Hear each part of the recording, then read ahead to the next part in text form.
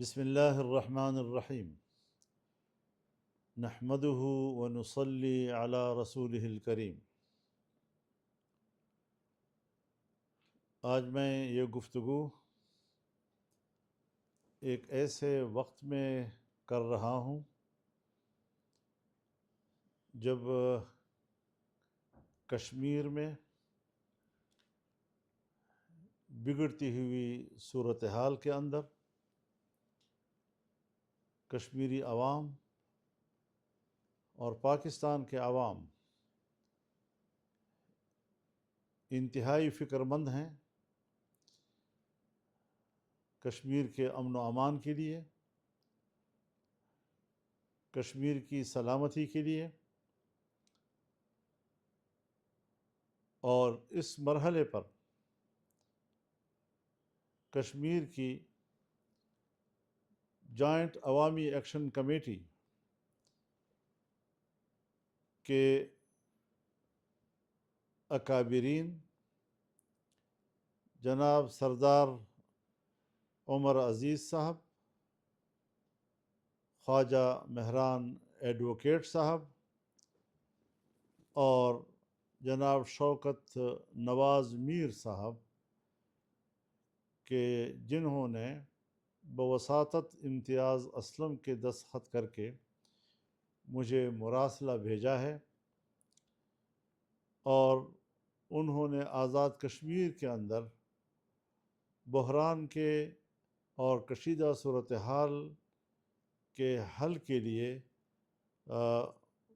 مجھ سے ثالثی کا کردار ادا کرنے کی اپیل کی ہے۔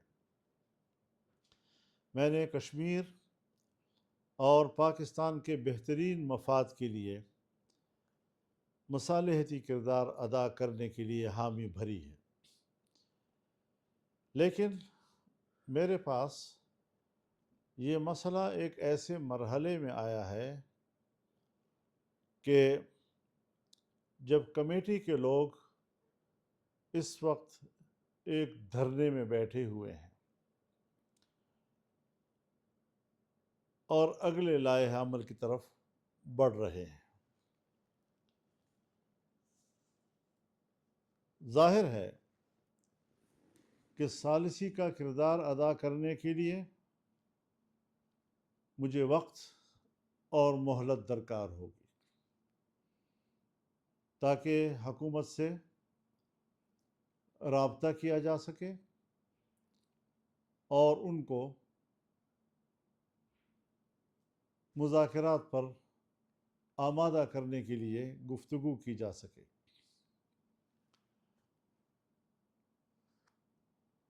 اور اس طرح مذاکرات کے لیے زمین ہموار کی جا سکے، اور پھر ایسے موقع پر جب کہ محرم الحرام کا پہلا عشرہ جو تمام مسلمانوں کے لیے مقدس اور محترم ہے،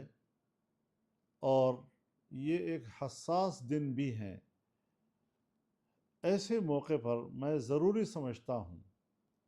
کہ پہلے مرحلے میں کمیٹی دھرنے کو منسوخ کرے اور اگلے کسی لائحہ عمل کی طرف نہ جائیں، تاکہ مذاکرات کی طرف اور مسئلے کے حل کی طرف پیش رفت کے لیے ہمیں راستہ مل سکے، مواقع مل سکیں، اور دھرنے میں موجود لوگ، ان کی قیادت اور حکومت کو کسی ایک موقف پر لانے کے لیے بات چیت کا آغاز کیا جا سکے۔ ظاہر ہے کہ جب سیاسی بحران اٹھتے ہیں تو اس کے لیے کچھ ابتدا میں نرمیاں پیدا کی جاتی ہیں۔ ہم فریقین سے نرم رویوں کی طرف جانے کی اپیل کریں گے، اور مذاکرات پر آمادگی کے لیے ہم درخواست کریں گے تاکہ یہ بحران حل ہو سکے۔ اس حوالے سے